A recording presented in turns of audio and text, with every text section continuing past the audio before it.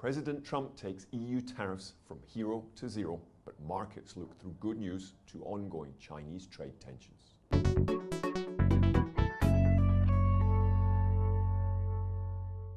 Trade developments continued dominating global markets, but this week brought some positive developments.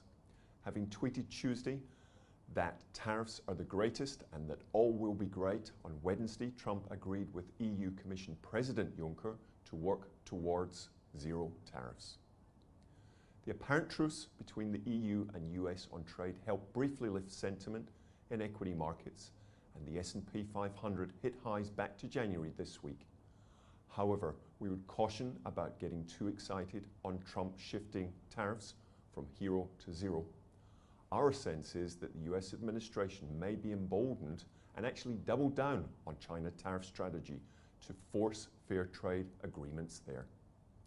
This would suggest that we have further waves of China tariffs still to come, and if we use the recent history of investigations into China's trade acts, policies and practices, we'd expect to see a further 16 billion of tariffs on China appear early August and a further 200 billion early September.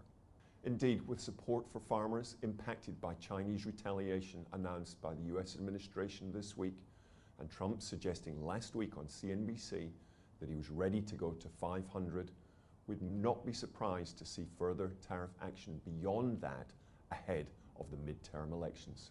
Thus, markets are probably right to look through this week's positive developments. Now, US data in coming days should highlight the ongoing strength in the US economy.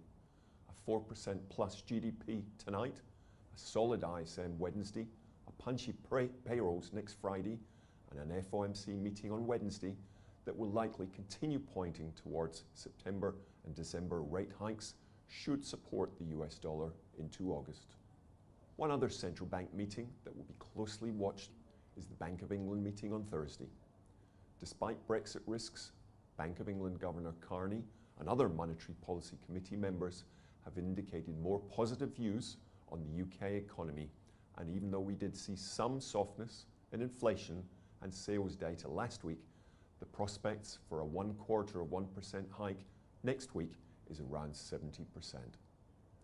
In domestic news, the main focus in Australia was CPI and the run of 7 weaker than expected inflation outcomes, which certainly adds to the case for rates being on hold for a very, very long time.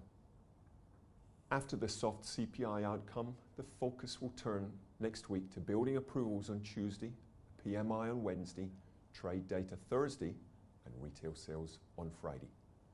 Retail sales will be the main focus, and while we're likely to see another lackluster outcome for June, we should see a better outcome for real retail sales for the second quarter, which will likely rise by 0.8 to 0.9%. The rise in iron ore, coal and LNG volumes in June, plus strong coal prices, should underscore a pickup in the value of Australian commodity exports, and we should see another circa 1 billion trade surplus reported. Iron ore prices have pushed above $66 this week, a high back to May, supported by a very sharp drop in domestic production.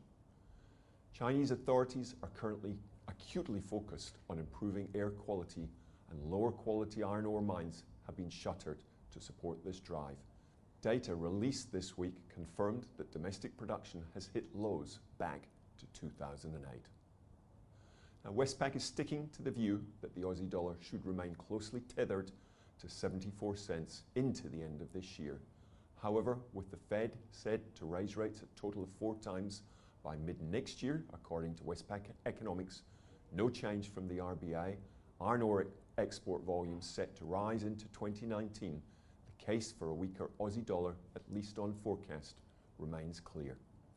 These are all factors we can talk about in next week's Markets Update.